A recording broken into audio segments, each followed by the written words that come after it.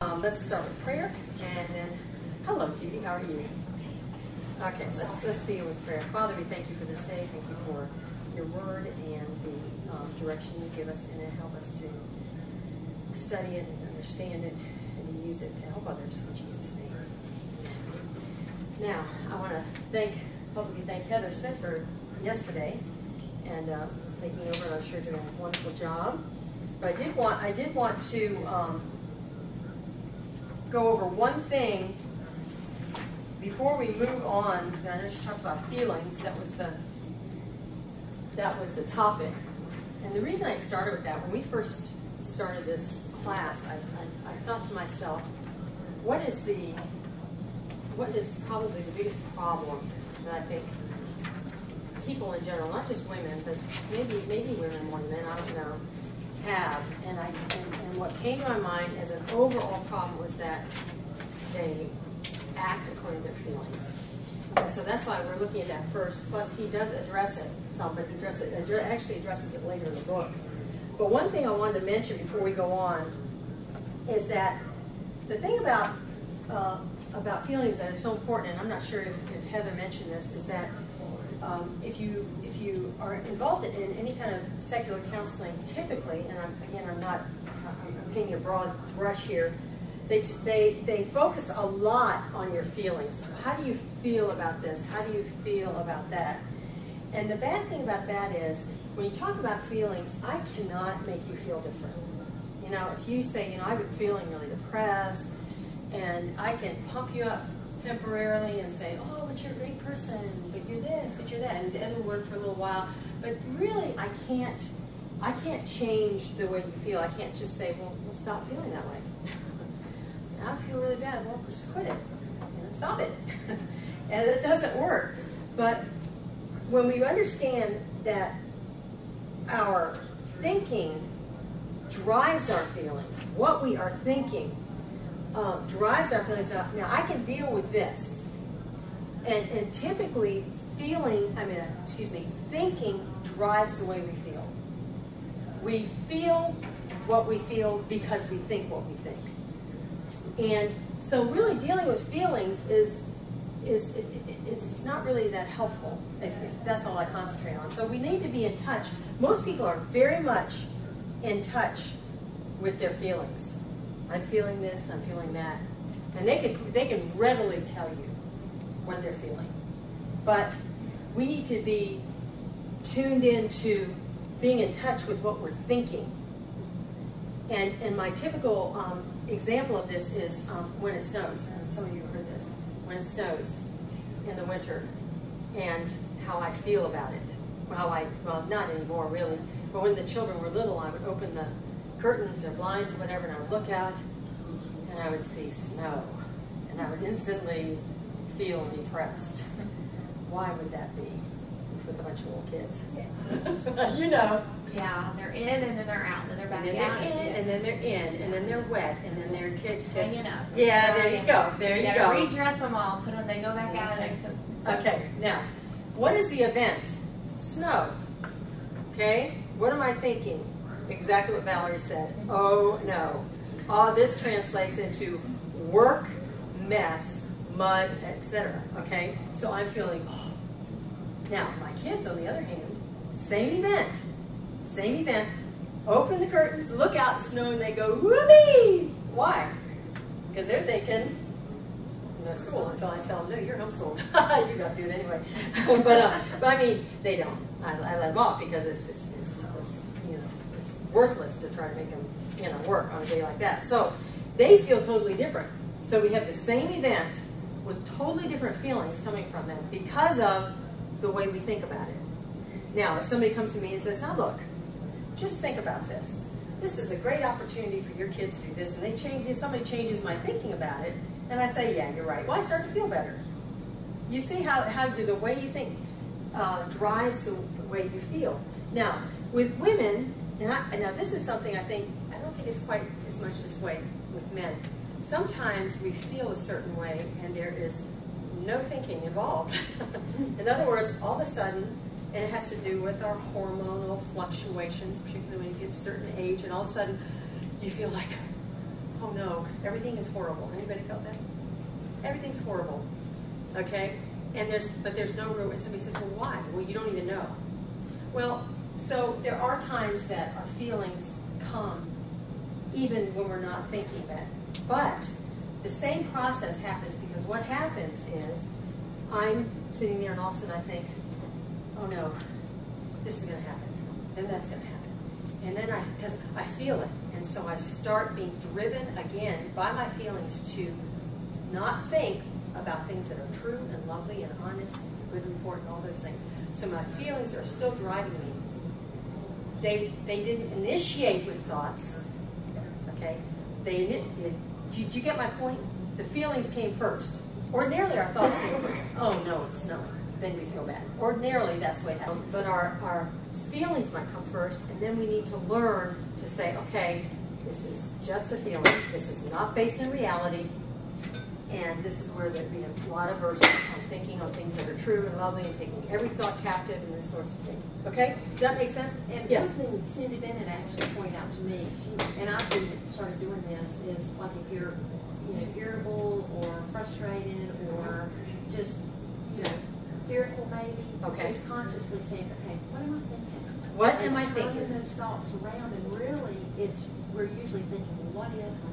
Just those things that we don't have any control over. We should really focus on the Lord and those, right, pure, lovely things, but actually consciously going, okay, what am I thinking? In other words, what you're saying, identify the thoughts that are driving these feelings, and you're going to be, if you dwell in this area of thinking, then you can identify sinful patterns of thinking and say, because even worrying is a sin. I mean, it's in the scriptures, it's pointed out as a sin. So you can say, okay, no, I'm thinking this, that's not right. I'm going to put that off. I'm going to think right things about, that sort of thing. So that's good. It's the same thing. You're getting in touch, rather than being so much in touch with the way you're feeling and dwelling on that. You're becoming in touch with the way you're thinking. Good. Good. Any other comments on that? I wanted to make sure that you understood that as helpers, we need to dwell in this area, in the area of our thoughts, our conclusions that we're drawing, our thoughts about, generally their bad feelings are generated by erroneous thoughts about God and myself, about the future, about the past, all these wrong thinking. And that's where we have to be willing to examine ourselves and help others examine themselves. Okay, any other comments on that? All right, let's look at our chapters. We'll start at chapter, is it 5? Yes, 5 through 8. Okay. We have chapter 5 on page 33. First of all, before we even go any further, the first one is on presuppositions of counseling. I would encourage you, even if you're not taking the course for credit, that you read through these chapters and underline or put stars by important points that you think are important. Was there anything in this chapter, before I bring up some ideas, that anybody saw as an important point to bring up? Okay, let's look at page 35. There were a couple of things here I thought were worth pointing out. And that is, I like what he says on 35, page 35, towards the end, about 4 or 5 lines up at the bottom. He says that we need to make a point to act meaningfully in the present, precisely towards the orientation for the future. In other words, to have goals. And this is kind of this is kind of preparing us for the idea of hope. I think that's very important. If we look on page, before we go on from that, one of the first verses that I will show someone and have them memorize it, and actually it's in it's your project, is 2 Corinthians 5:9, and many of you are familiar with that. So let's just turn there. 2 Corinthians 5:9.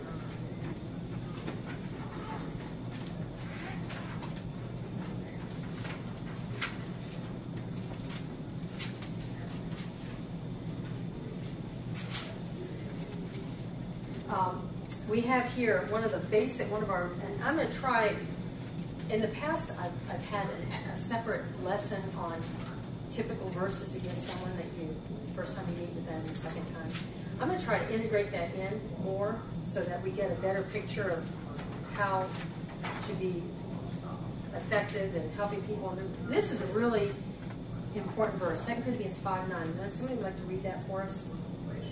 Any of you have done that? Therefore, we make it our aim, whether present or absent, to be well pleasing to Him. Okay, to be well pleasing to Him. One of the things we really have to keep in mind is that pleasing God has to be your number one goal. And that's what, when he was saying keeping the future in mind, okay, if we keep that in mind, if you don't keep that in mind when you're trying to help people, you end up getting bogged down in little nitpicky problem solving. Come to me and I will fix your problems. That is not your role. Because a lot of times you don't know how to fix somebody's problem. But you can always, in a person's life, even a person who really has got just layers and layers of problems, you can always make them say, what is one thing you can do today that you know will please God? And even if it seems like the thing that won't benefit them at the time, they might say, well, I know this will please God, but if I do that, then this will happen, and that will happen. Well, even if it doesn't seem like it will benefit them at the time, you don't want to get bogged down in those short-term what-ifs. You want to say, what is one thing you can do? And almost everybody, I've never come across anyone that could say, I have no idea how I can please God today. And the thing is, if you do that, if you please God today, and if you please God tomorrow, and if you make sure you do that, then you will end up in the middle of God's will, and your life will be so much better. And it won't be so complicated with so many problems. Because so many times we get so bogged down in the little immediate problems. Does that make sense? So, and that happened to me one time when I very first was trying to help this lady with I think it was marriage problems, and I got really bogged down. This was years ago, in trying to fix this, trying to fix that, and I finally realized that we didn't have a goal. Our goal was how to make her life better. That's not a good goal, because you don't know what's going to make your life better. I mean, you know that doing what God wants you to do is going to make your life better. Okay, so that's a really important point there. Any comments on that? So, working to a long-term goal takes faith. Without faith, it's impossible to please Him. So that's an important, really important aspect of that. You have to believe what you can't see. And that is, if you please God, eventually He is the rewarder of those who diligently seek Him. So, look on page 37. I thought there was a good comment here also, talking about people who have had nervous breakdowns. What does he say about anybody? What do you say about a person that's having his nervous breakdowns? He says, they have run out of resources. A lot of the syndromes and things that you see today are physical manifestations of how people deal with problems in their lives. Even the OCD and these kinds of things, that they have stress in their life, they have things they can't handle, so the way they respond to it is by doing this or doing that. Okay, so a lot of those outward manifestations are the ways people deal with stress in their lives. Instead of saying, okay, no, I'm not going to do that. I'm going to please God. I'm going to please God and staying on that straight and narrow path. They have all these weirdnesses, ways that they deal with it. So when they run out, his point is, and I think it's true, that a person who has a finally nervous breakdown is a person who's run out of resources. They've tried all these things, and they realize that they don't work. So, any comments? We need to wake up today. Go on. Anybody? Okay. Now, page 39, we get into hope. Now, I mentioned 2 Corinthians 5:9, is an important verse. That was the verse we just looked at about making the goal to please Christ. I would say that's probably, 2 Corinthians 5:9 is probably the second most important verse that I like to drive home to a woman who has a lot of problems, who needs your help. And the first verse would have to do with hope, because a lot of times when women come to you, they've decided they're going to come for biblical counseling. Many, many times it's their last resort. And they've tried a lot of other things, and it hasn't helped. So they come to you, and the number one thing when somebody comes to you, when they leave you that first time after talking with them, you are not going to be able to sort through all their problems, depending on what the problem is. You may be, it's very small. It's kind of a matter of lack of information or something like that. But you're not going to be able to, and you shouldn't try to. You can't. It's impossible. But if that person leaves you and has hope, then you've done your job. So hope is just essential. That their hopes, as Adams points out, hopes have been dashed. They've tried this, they've tried that, they failed. And the verse that I like to use, and he has it, actually I think it's a misprint on page 40. He says at about the middle of that first paragraph, he says in Romans 15:14. That's supposed to be 15:4, I believe. But that's our verse. Does anybody have that? Anybody want to read that for us? Romans 15:4.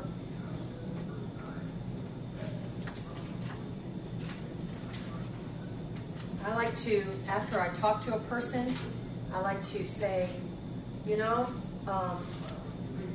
nothing you've told me, and this is always true, nothing you told me is, have I said to myself, oh, there are no answers for this woman. This woman, she might as well just throw in the towel.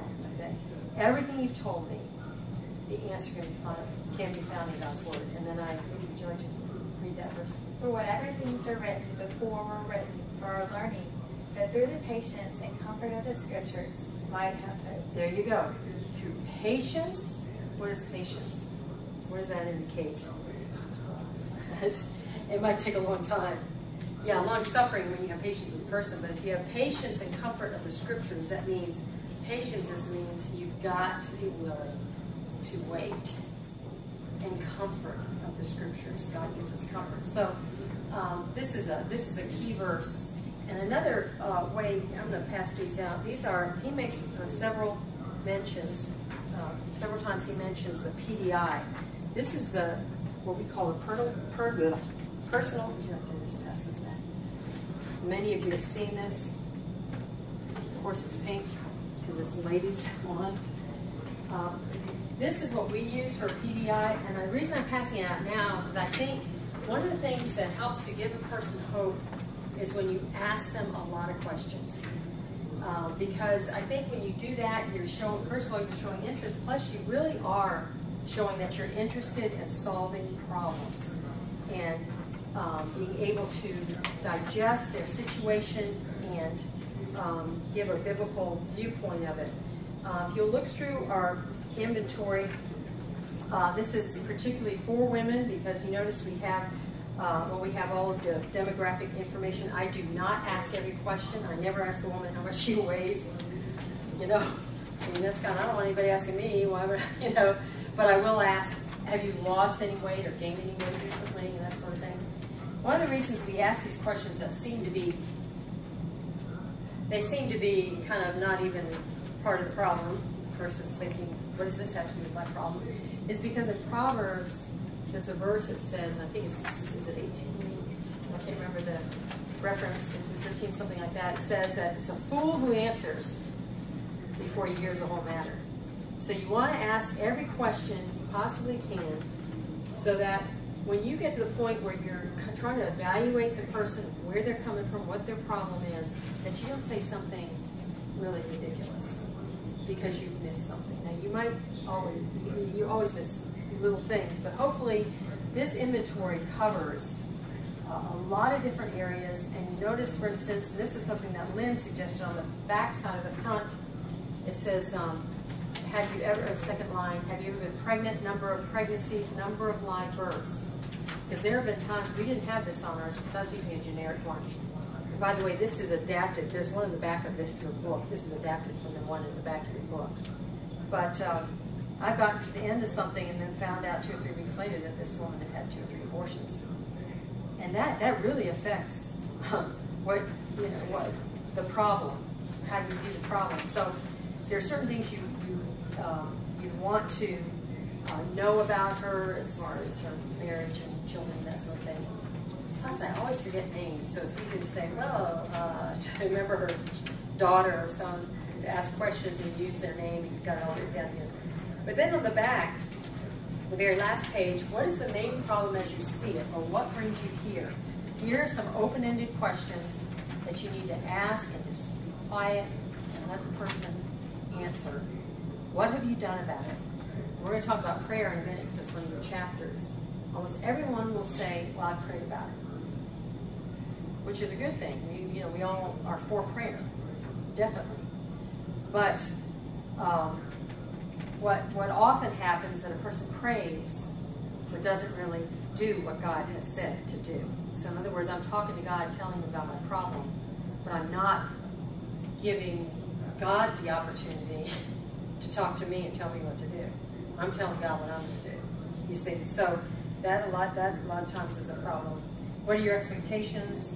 I don't usually say, well, what do you want me to do? That sounds kind of harsh. I don't usually even ask that, but I'll say, well, tell me why you would come here. Why would you come to this place? You don't even know me or whatever. Why would you, I'll ask them something like that. And then this is very important. Is there any other information that I should know before I start talking to you about some of the struggles you're having? So that is a very, very important question. And sometimes after the end of this will take probably 45 minutes to really go through. At the end of that, they might drop a bombshell on you. Oh yeah, by the way, and you're like, whew. If so, then you just leave it and say, okay, we'll talk about that next time. This is really important. There was one time, maybe a couple of years ago, that a friend or an acquaintance drove down here from a couple hours and brought a girl in because she had some struggles, and we had like 30 minutes. My husband had like 30 or 45 minutes, and they had to drive back. That's all we had. So it was like, this was really, he questioned her as much as he could, mainly talked about her problem, gave her some thoughts on it, and then they said, oh, they had to leave. They got ready to leave, and as she's standing in the office, and I said, now tell me where you're from, and she told me, and I said, I can't remember the exact details, but I said something like, oh, now, did your parents live there? And she said, oh, no. I said, my dad shot my mom. And I was there, I saw it. We didn't even get it in questioning. Is that significant? That is significant. Okay, this girl, I'm not saying it means she's a victim and she'll never be able to function. I don't mean that, but I'm saying that is significant. That when she told me that, my heart, I said, that is so significant. I don't know what word I use. That is so important. I'm so sorry you had to go through that. And I felt like saying, come back in here, but it was too late, and we had talked to her. To me, it made all the other little problems look so petty. I thought, man, it's the biggest thing. And a lot of her life was, and it made sense, a lot of her life was behaviors that she had adapted to her life to make her be able to cope with this whole situation. So, PDI is very, very important. Any questions on the PDI? Not inspired, it can be changed. I've given this to people, and because like we adapted it, like I said, from the one that it's in the back of it. I think it's in one of the indexes of this book. All right. Let me see. 39. Hope. Confident expectation.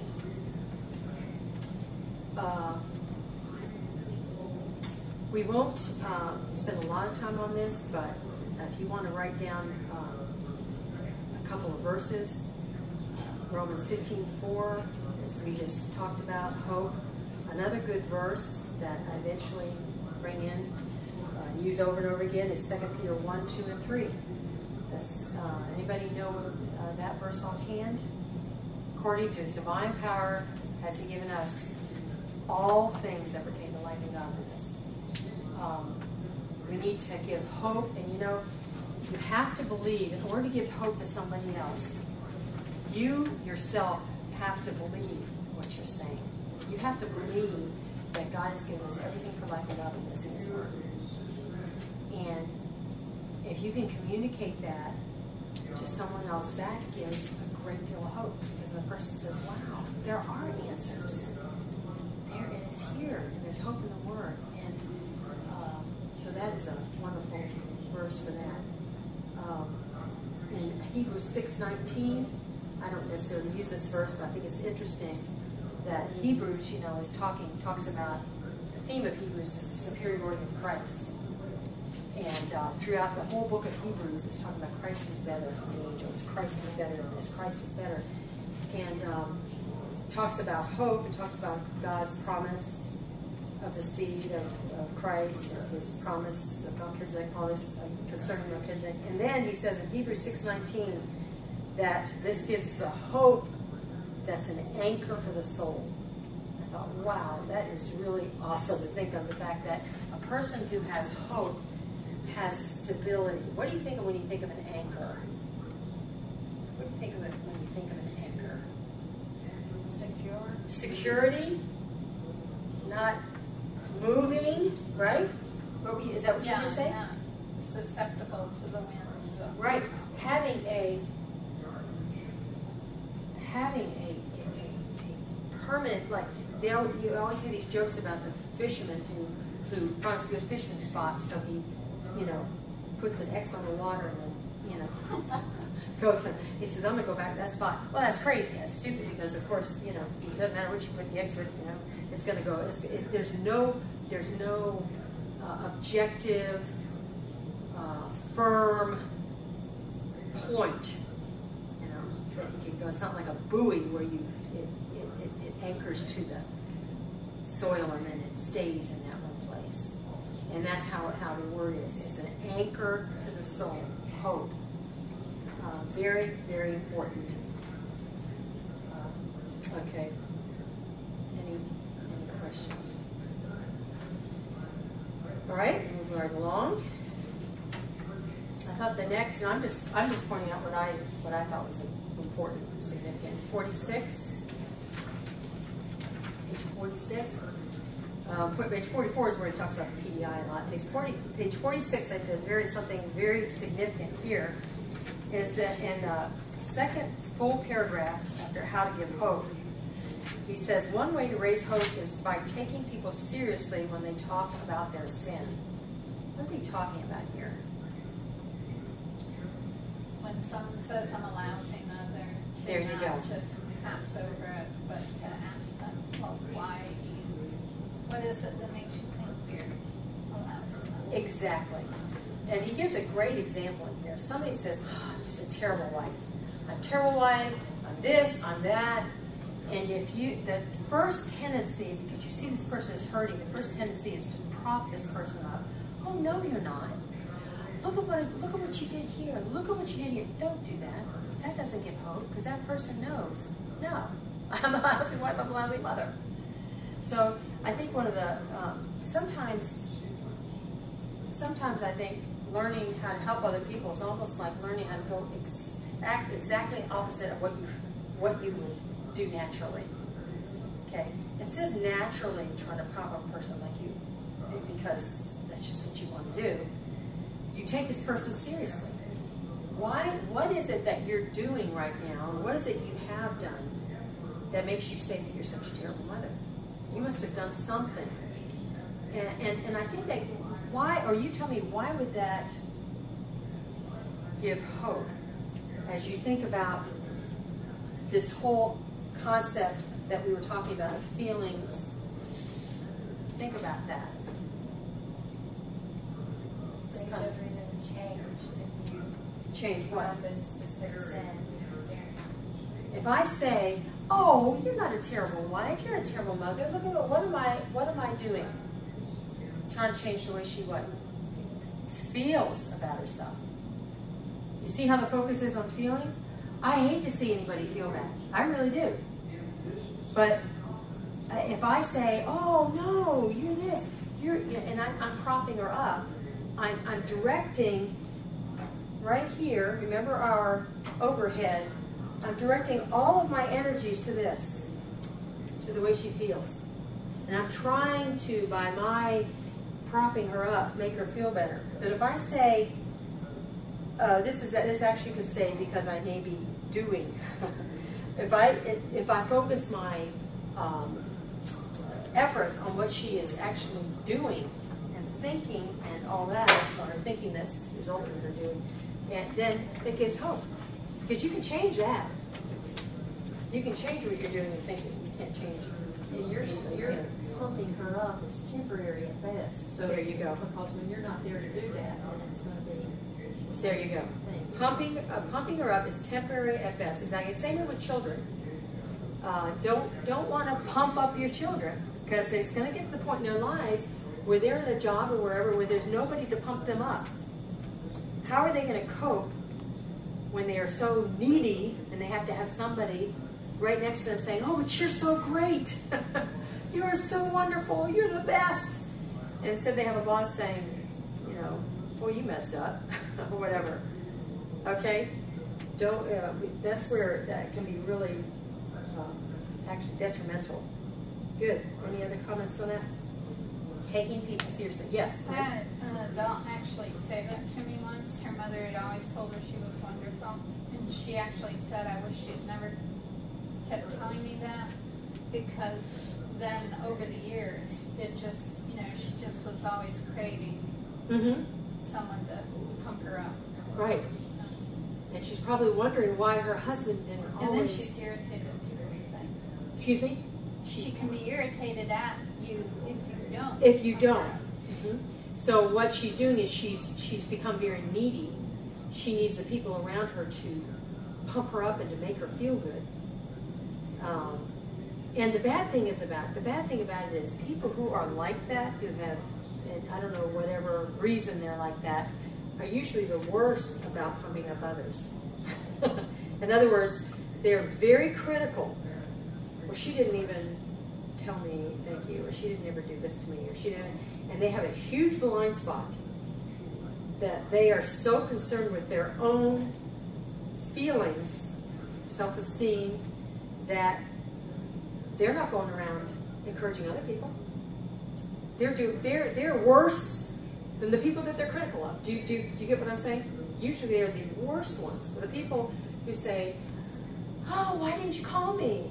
Or why didn't you write me? I've been waiting, or, whatever. And they're always, have you ever had a friend that did that? You just want to say, go away from me! Because they're like, well, I've been waiting. I've been waiting for you to call me and stuff. Usually they're the worst ones about calling others when they're in need.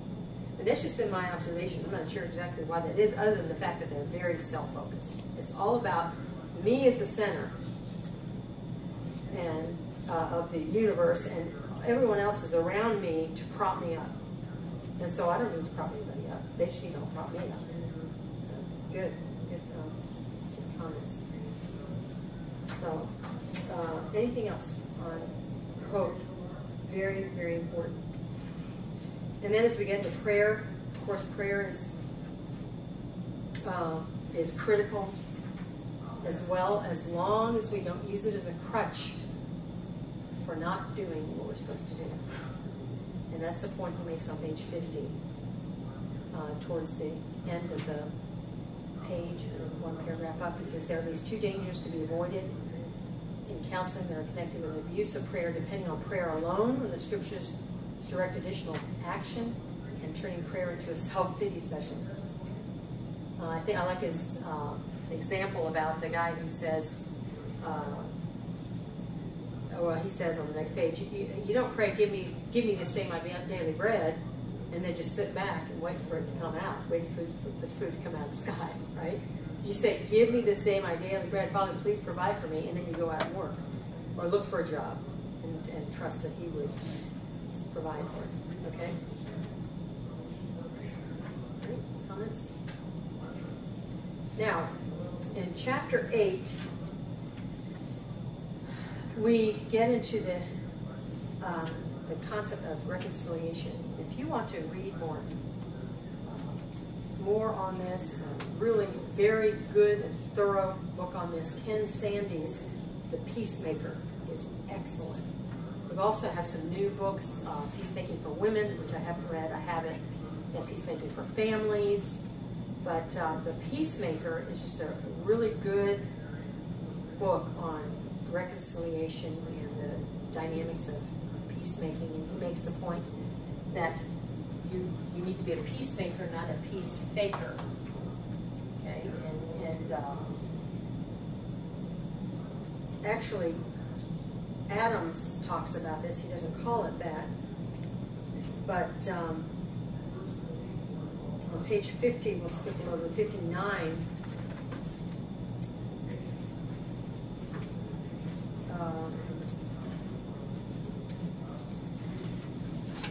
He gives a scenario about the person who gossiped and the apology, and he says, on the second paragraph, he says, the apology seems insincere, but nothing is said about the sin. Well, it's too much to read over again, but the point is this. We're going to talk about the difference between apology and asking forgiveness, but be sure that when you're dealing with people, and if somebody is thinking that you have offended them and you really haven't, and that maybe they're just judging you or whatever, don't apologize don't ask forgiveness and say, well, if I have offended you, would you please forgive me? Don't say that, okay? Because that's peace faking. That really is insincere. And I will tell somebody, I'm really sorry that you thought that. It makes me feel bad. But why would I not want to ask forgiveness for something if somebody says, I'm really offended that you did such and such and I didn't do it? And I say, well, I really want to ask your forgiveness if you were offended, but I didn't. Why? What's the problem with that? Probably several. Anybody? Supporting the wrong thinking? Yeah, supporting the wrong thinking. Probably in a lot of cases, and my husband and I were just talking about this recently, I cannot compete with your imagination. And you cannot compete with the imagination of other people. Do you know what I'm saying? If they imagine you, oh, she did that because she meant that, she probably was thinking that. You cannot compete with that. The imagination is endless. I can think of an endless number of things that you all are thinking right now. She's probably thinking, boy, she is unbelievable, or whatever. I can think, boy, that Penny, she is so rude. She was thinking, You can't compete with that because I can think so many things. So a lot of times that's what offenses stem from. Our imaginations, and that's why Adams talks about loose ends. What does he mean by loose ends? In other words, when we talk about offenses, true offenses. If I truly do offend Catherine, if I say something to her, like, I don't know. I don't want to make up anything. But because I might offend her. But what if I do say, let's say we're back in the office and I say something to her, and I go, you came to church dressed like that? Or something like that, okay? That's a good one. Are you offended yet? Okay, she's offended. Good. So that's a good example. Or I say something like that, it's just the two of us. Okay. What is Adams talking about when he talks about loose ends? Anybody know? We go into service. She's pretty irritated, okay, because I was pretty rude. So what would make her feel better immediately? If she saw one of her friends, what would make you feel better, Catherine? Be honest. He's getting on her. No, nice to me to death, so I feel. What do people typically do to make themselves feel better when they're offended? They tell their friends. Please pray for Gretchen. You know what she says? And so what you have here is you have a loop. And the offense was first between me and Catherine, okay? And Catherine, to feel better, because she's such a sinner, just offended her again. That's 2 in front of everybody. That was worse. She goes outside and tells her friend, okay? And her friend goes and tells a couple of her friends. And I heard somebody compare it one time to opening up a feather pillow and just letting all the feathers go. Because what happens is, I get really convicted and I think, I cannot believe I said that to her. That was wrong. That was just cold, you know. And so I go to her in tears and I say, Catherine, God has convicted me. The truth is, I was jealous because I liked your dress. And so I said that, and it was wrong, and it was carnal, and would you please forgive me? And so Catherine forgives me, and she's feeling pretty good about it. What about all these people out here? You might know about this one, and if she's a spiritual girl, and she is, so she's going to go to her friend and say, you know, I just want you to know she did ask forgiveness. And so this girl's taken care of, maybe. She's still thinking I'm pretty rotten for doing it to begin with. But what about all of these people out here holding grudges, becoming bitter? Okay, that's why I said it's like letting a feather pillow go. I mean, it goes, and by the time it comes out here, I mean, the offense is totally different. It's even worse, okay, because it's changed. And it's been, you see? So when he talks about loose ends, well, first of all, this is talking about keeping the circle as small as possible. But loose ends also has to do with when this is open, when there's an offense, and I need to close it up. I need to say, did you forgive me? And she has an obligation when I ask forgiveness to forgive and to cover it and say, and you know, I do the same thing sometimes. Sometimes just as I make comments, and so I need to learn to forgive and take care of it. And it's taken care of when it's that small, and it's so much easier, so many fewer problems, okay? I was going to say too, it seems like a lot of times when somebody comes to you with a heavy offense or something that wasn't legitimate, it's probably not the issue. It's probably maybe something you've done previously, or that's not the real thing you did that hurt them, but they don't want to come right out and say what it really is. That's a good point, that sometimes the presenting problem is not really the problem at all. So, a very hard thing to say to someone is if they come to you with a presenting problem that really offended me when you do that, it's good to ask questions, what exactly I did, and if there is an offense, to ask forgiveness. If there's not, to say, you know, I am so sorry that you viewed it that way, I really am.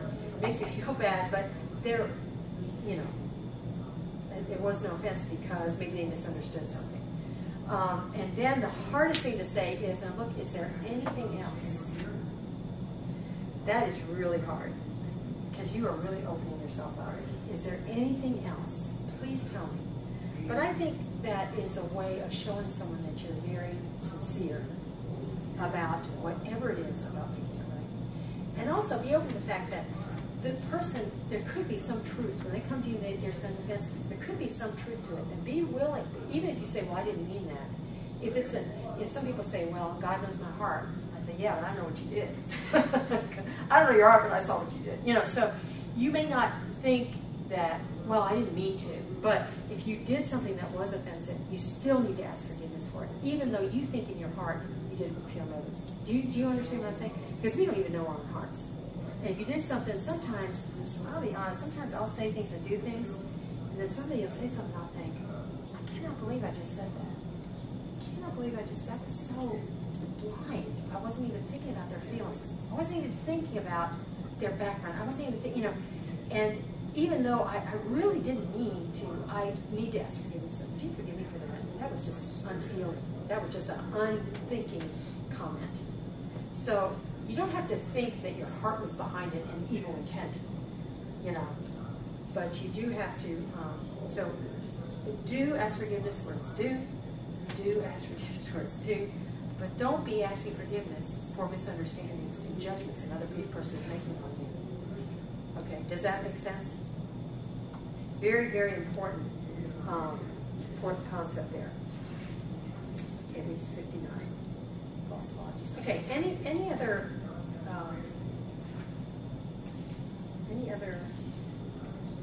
questions on this? On reconciliation, discipline? The idea of reconciliation, and we're going to get, actually there's a whole chapter on it, chapter 9, but I don't know if you all have seen, most of you have seen Mr. Murphy's demonstration on the thieves of Christ's death on the cross and the thieves. That's a beautiful picture of reconciliation.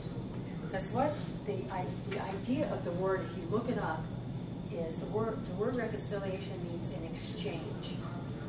An exchange. And what has happened here was that when Christ's righteousness was placed on the thief that believed, and the thief's sins were placed on Christ, there was an exchange, not only of in that sense, but there was an exchange of relationship of hostility to a relationship of peace. And that's what we have. That's what true reconciliation is. It's having, say, back to the offense thing, I've offended, and now after I've offended, there's kind of a relationship of hostility. And we need that can't go on in the church. That's what ulcers are made of. That's what, sickness and a lot of just sin is made of.